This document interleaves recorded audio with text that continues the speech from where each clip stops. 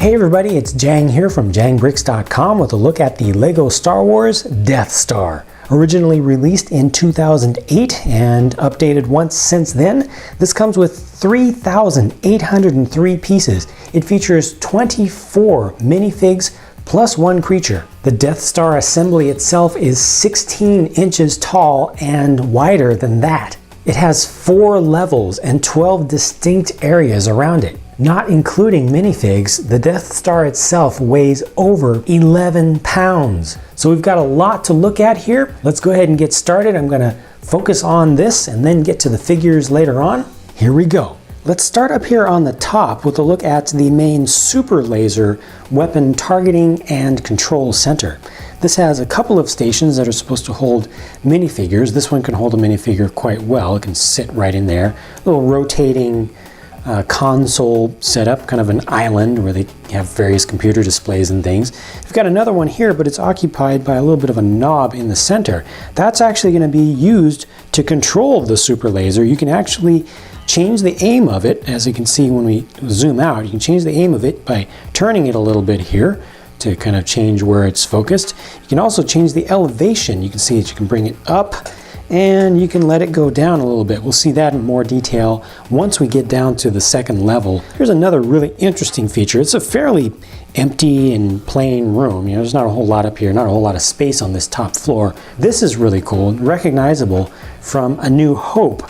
And that's a look at Alderaan just before it gets blown up. But later on in that same movie, they go and they target Yavin 4. That's just a sticker on one side.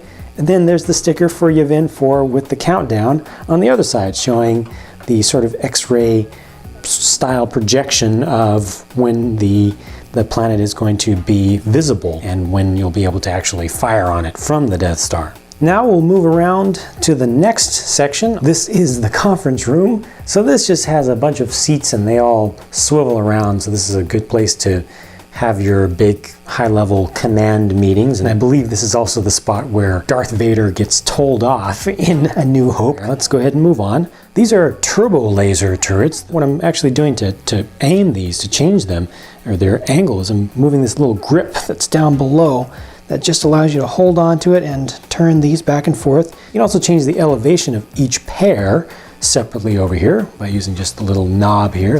And then the last room on the upper level is here, and this is the droid bay, or the droid repair bay.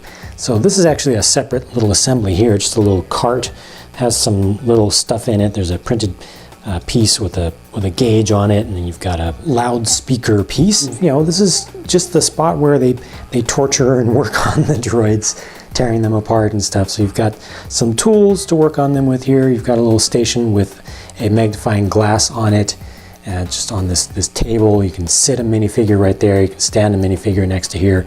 This is the rotating, elevating table that you can put a bipedal style droid on, you know, for getting different angles at looking at it. Got a little bin over here to throw a bunch of parts into. And you also have this knob here. This knob actually controls the elevator. You can see the top of the elevator there. We'll take a better look at the elevator itself once we're on a lower level and we can get a more clear view of it. Also up here, you've got a hidden little feature underneath that table. That little gear is actually something that controls a crane that's going to work with the bay down below. So let's go and look at that now. See, this is a hangar bay. So the knob that I was talking about up above, I'm just going to turn it right now. It allows you to actually move this whole crane around that's holding this advanced TIE fighter. And that is a separate build, and you can actually pull that out. It's probably Darth Vader's personal craft. I'll actually take a closer look at this separately in a different part of the review after we get through with the main Death Star assembly. With that out of the way, you can see more of the hangar bay here. Pieces with stickers, a printed piece over there. It's a little access panel. And now I think we've got enough access to look back in there. You can see the kind of core section, which is empty. Now I'm going to use that knob from up above to lower the elevator down into the place. Now you can see it coming in. And there it is. It's just that platform. And you can actually see it before, but now it's a little bit easier to understand just how it fits in. It's just a platform that you can use for transporting minifigs up and down. When it goes down, as you go past this point, it's just going to show you the string that's holding the whole thing up. Over here on the left, these 3 boxes are just containers that you can use for holding anything that you want.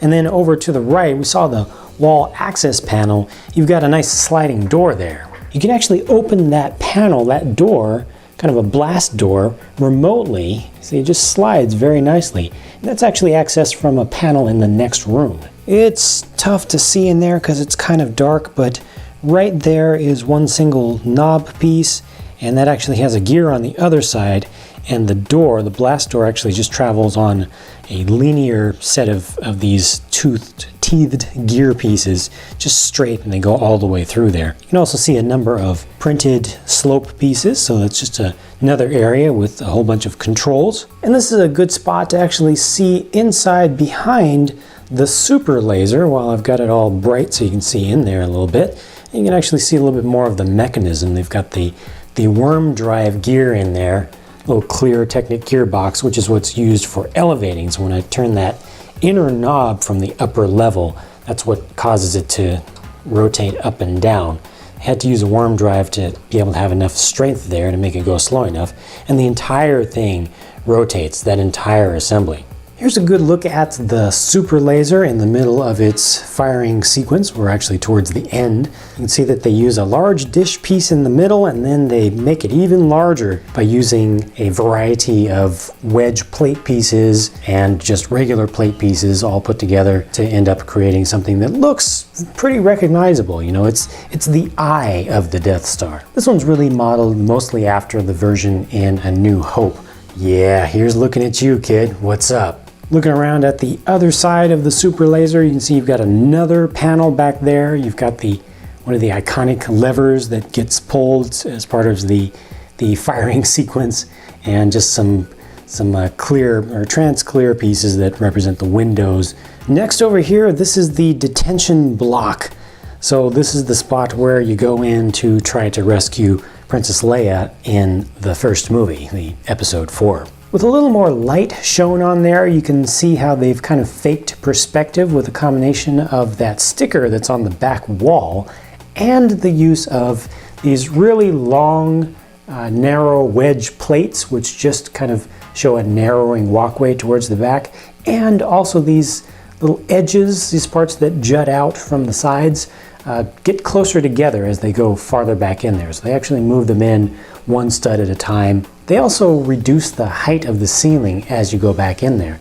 Now you've got your little control area here, and that's where Luke and Han come in with their stormtrooper outfits, and they take their helmets off so you can see who they are. This is actually supposed to be the cell where Leia is being held, I believe, and then you've got another spot off to the side. So this one, you can open up the door to it. You can just barely see it there. I'll try to show you an angle from the other side, but you can open that up using this knob over here, and there are some control panel stickers on the fronts of the first few of these little prison areas. And then you've got the spot over here where they end up making their exit. You know, go down here to the trash compactor, and that's actually going to open up. If you use this, there we go, just falls inward. Just another little knob on the side giving you a little bit of action, and that actually does lead down into the trash compactor level below. So we'll look at that area later on. And I promised we'd try to look at the cell block from the other side. Still kind of tough to see inside of there. However, they do allow you to at least get in there by removing this whole panel.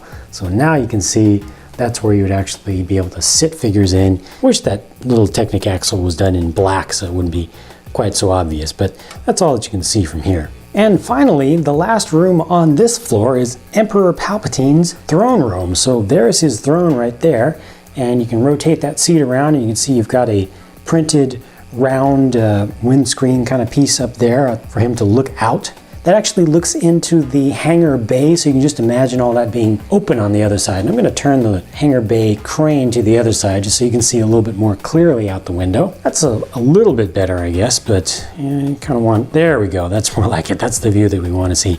I like his throne. You know, it's not a whole lot of pieces, but it definitely looks appropriate. And you've got some final battle scene features here. You've got over here, the supports here can be actually knocked off, and then that can all fall down.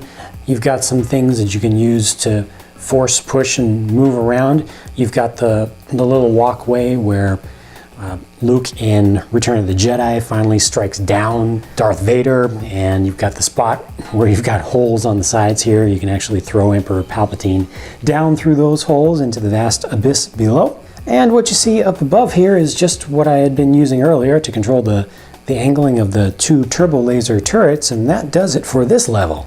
Now, directly beneath Palpatine's throne room is this large open space going back to A New Hope now. Now we're back in the episode 4 era, and you've got the spot where you can attach. It's a little bit tough, but you can try to attach Luke Skywalker here and try to kind of hold together him and Leia together to do that famous swing across the way from one platform to the other.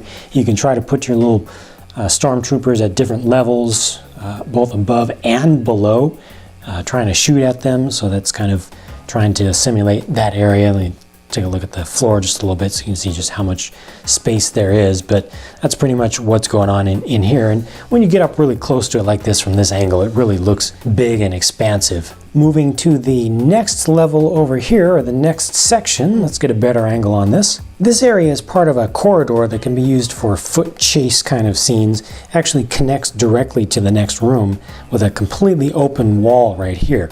This piece is actually an assembly unto itself, a little claw crane. I'll also look at that separately. Here you can see you've got access to a couple of the spots where folks could be standing just from the other side, just to give you a little way to kind of connect to things. And then over here, you've got another little elevator style element separate from the central core elevator.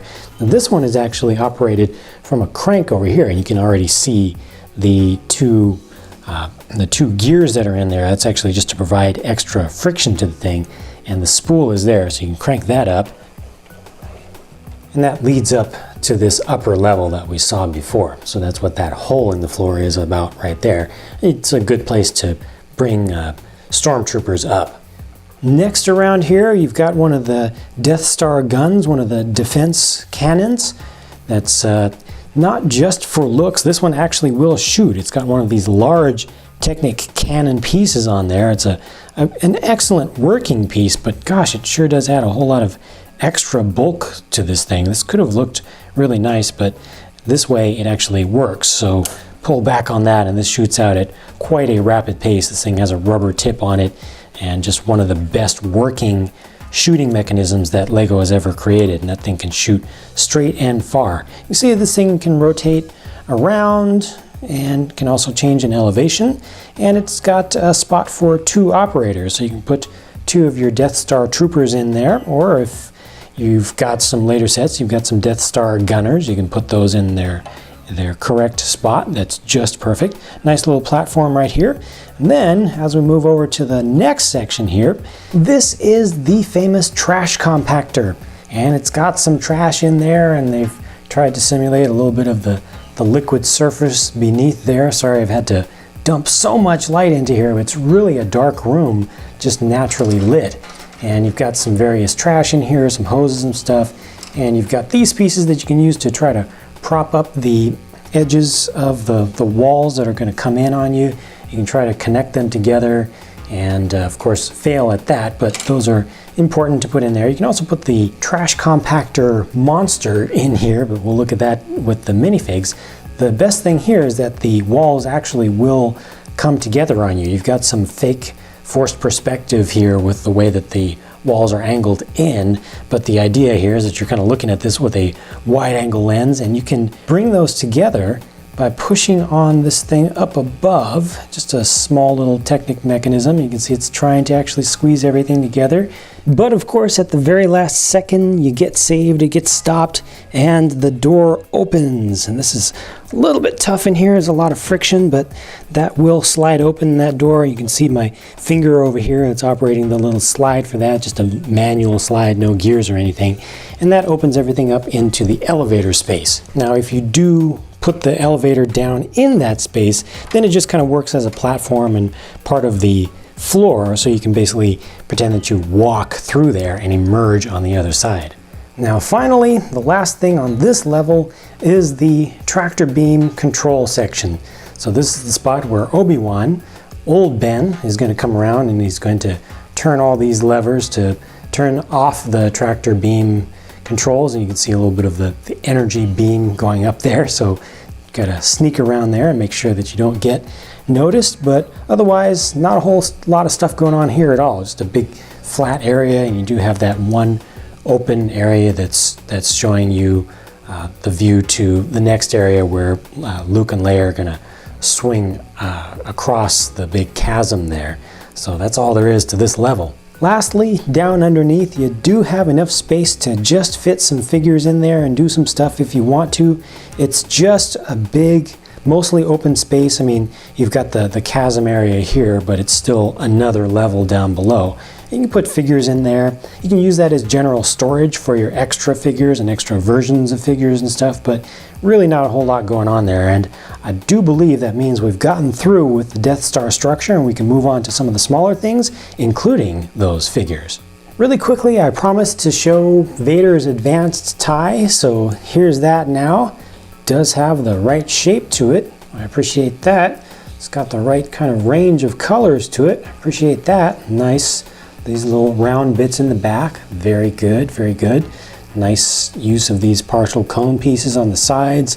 I like this very much. You can actually fit a figure into here. You can actually fit Darth Vader into here, but not with his cape. You got to take his cape off, and he's just barely going to be able to fit into that seat. Get him in place, close this up, and he'll be in there flying this thing and ready to get knocked out of space. Here's that claw crane that we saw. This is a nice little assembly. It's got a spot for a minifigure, and you've got a little lever here for helping to control it. The whole thing is probably going to be on omnidirectional wheels underneath, and it's got a good amount of articulation to it. Very simple build, but it looks good, and it's got it's got good functions to it. Open up the fingers and the hands and get it really wide and actually grab stuff. There are various barrels and crates and things all throughout this whole set, so you can use those as things that you can move around, cargo that you can shuffle from place to place. Minifig time, finally! Here are your good guys, and you see you've got multiple versions of a couple of them. 3 different versions of Luke Skywalker here, 2 from A New Hope and 1 from Return of the Jedi. You've got the just original, more civilian version before he gets to the Death Star, and then you've got him in his stormtrooper disguise outfit. You saw the extra helmet for him earlier up on the top level in the droid area, and then the Return of the Jedi version has a black glove on one side and has his hair changed up a little bit. Then we've got the 2 versions of Han Solo. Now you notice right here that Han has pupils and the other figures don't. Well, those were actually updated a couple years into the production of this set. So previously he had the older style, but they brought in the newer version that has a little bit more personality. So again, 2 versions, one with the stormtrooper outfit, and he's also got a long-barreled rifle-style gun here, and then you've got the more standard pedestrian version. You've got Princess Leia. There are no alternate faces for these, so what you see on the front is what you get. Princess Leia, then Chewbacca, and Chewbacca has his bowcaster, and also he's in handcuffs right there for the initial ruse of getting him in and getting everybody in. And also you've got old Ben, Obi-Wan Kenobi, with his full robe, and he's got the hood all the way over him. You can also see that this one has the pupils, and this is another figure that was updated 2 years into the production of the set. Here's a look at all of them from behind. You can see that there is no print on the figures except for the ones in Stormtrooper disguise. All the others are just completely plain.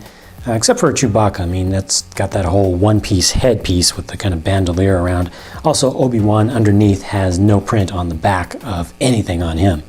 Bad guys. I don't know about you, but I've always thought that the Empire was cooler than the Rebels. They've got cooler dudes, cooler suits, and cooler vehicles for the most part. There's Darth Vader and the Emperor. Darth Vader with his red lightsaber and the Emperor with some force lightning coming out of his hands. Vader does have a head and a face under this one. You can see it's an older style with no pupils, but he's got the battle damage and the gray skin. Next over here, we've got a couple of royal guards in the just plain red color with the black hands. I love these guys, love them. I want to be one of them. Well, when I was a kid, I wanted to be one of them. I thought that they were really cool, but of course, Yoda kind of showed them up in one of the later movies. Over here, we've got 2 stormtroopers. Yes, classic stormtroopers. Can't do without those. And 2 just regular Death Star troopers. And let me take the helmet off of one of these guys so you can see what's underneath. Boo! It's all just black. They've done absolutely nothing there. That's okay. They need to keep their helmets on anyway, because that's the cool part. And then lastly, we've got Grand Moff Tarkin over here, actually looking a bit more healthy and younger than he did in the movie.